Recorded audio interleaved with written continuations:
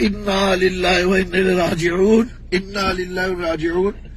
اہل سنت نے ہمیشہ اس ملک سے پیار کیا اور قیامت تک کریں گے ہماری نسلیں۔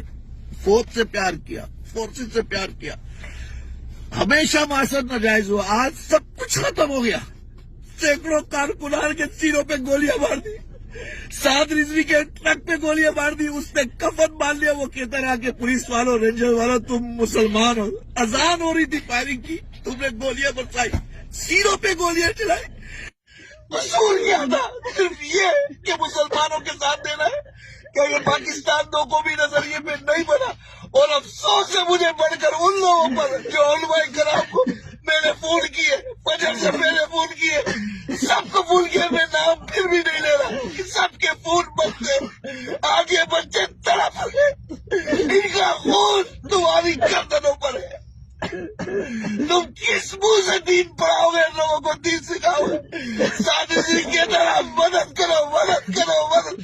جو تم کہو گے مانوں گا، پھر بھی مار دیا ساروں کو۔ اس کے کینٹینر پر تم نے بختر بند چلا دی، بچوں کی جسموں پر بختر بند چلا دی۔ تم راہ کو نہیں ختم کر سکتے، تم مساعد سے نہیں لے سکتے، تم اپنے لوگوں کو تم نے مارا۔ اور میں یہ کہتا ہوں میرے سنت کے لوگوں کو، تم نے انصاف خانوں کو بلایا، مولویوں کو نذرانے دیے، پیروں کی دستبوسیاں کی، آج دیکھو تمہارا حال کیا ہوا۔ تم کچھ نہ کر کے بھی مارے گئے، ختم ہو گئے تم۔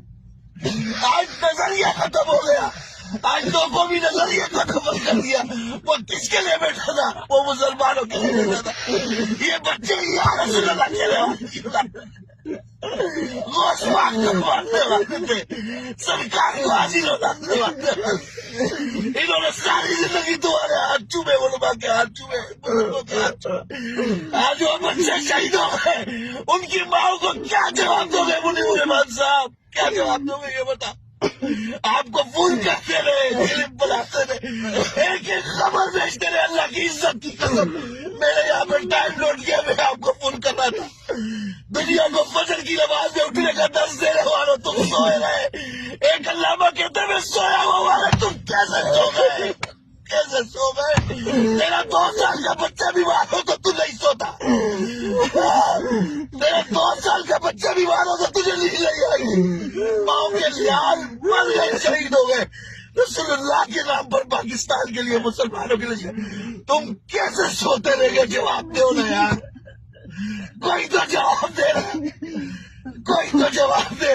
تم سوتے رہ گئے، کوئی فجر کے بعد فون اٹھا رہے، تم کو ہوش ہی نہیں ہے کہ قیامت صبح قائم ہو گئی۔